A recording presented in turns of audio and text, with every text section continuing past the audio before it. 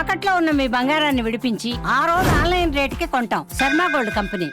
ఎవరిని వదిలిపెట్టడం లేదు. సోషల్ మీడియా కార్యకర్త నుంచి బడా లీడర్ల వరకు నోరు జారిన వారిని కటకటాల్లోకి నెట్టేస్తోంది కూటమి సర్కార్. ఒకవైపు జగన్ స్పీడ్ పెంచితే మరోవైపు వైసీపీ నేతలను అరెస్టు చేయడంతో రాజకీయాన్ని రసవత్రంగా మారింది.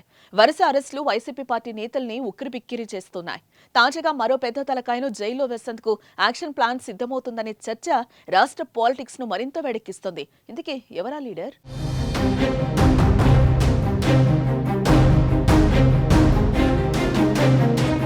వైసీపీ నేతల అరెస్టుల పర్వం ఆ పార్టీ నేతలను భయపెడుతోంది. బయటకొచ్చి గట్టిగా మాట్లాడితే ఎక్కడ కేసు నమోదు చేస్తారని గుబులు వారిలో కనిపిస్తోంది.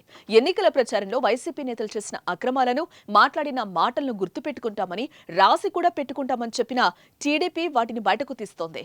ఒక్కొక్కరిని అరెస్టు చేస్తోంది.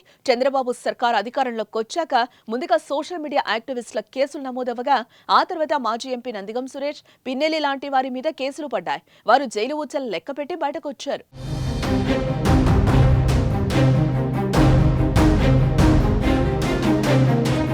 ప్రస్తుతం మాజీ ఎమ్మెల్యే వల్లభనేని వంశీ మీద కేసు నమోదవగా ఆయన కూడా జైల్లోనే ఉన్నారు. వంశీ జైల్లో ఉండగానే ఊహించని విధంగా పోసాని కృష్ణమురళిని పోలీసులు అరెస్టు చేశారు. న్యాయస్థానం రిమాండ్ కూడా విధించింది. నిజానికి చూస్తే వల్లభనేని వంశీ తర్వాత మాజీ మంత్రి కొడాలి నాని అనుకున్నారు. కానీ పోసాని అరెస్టు జరిగింది.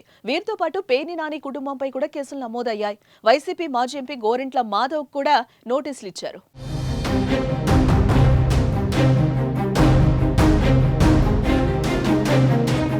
తాజా పరిణామాలు చూస్తే వైసీపీ హయాంలో హద్దులు మీరి ప్రవర్తించిన వారెవ్వరినీ ప్రభుత్వం వదిలేటట్టు కనిపించడం లేదు. దీంతో నెక్స్ట్ అరెస్టు ఎవరు, లిస్టులో ఎవరున్నారు అనే చర్చ అయితే జరుగుతోంది.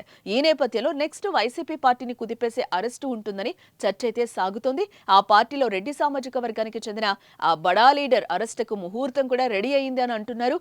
ఇప్పటికే ఆ నాయకుడిపై జిల్లాలో కేసులు కూడా నమోదయ్యాయి. ఈ అరెస్టుతో ఏపీలో రాజకీయం కూడా పెను సంచలనానికి దారితీస్తుందనే చర్చ జోరుగా సాగుతోంది. మరి అరెస్ట్ ఉంటుందా లేదా అన్నది త్వరలో తేలిపోనుంది.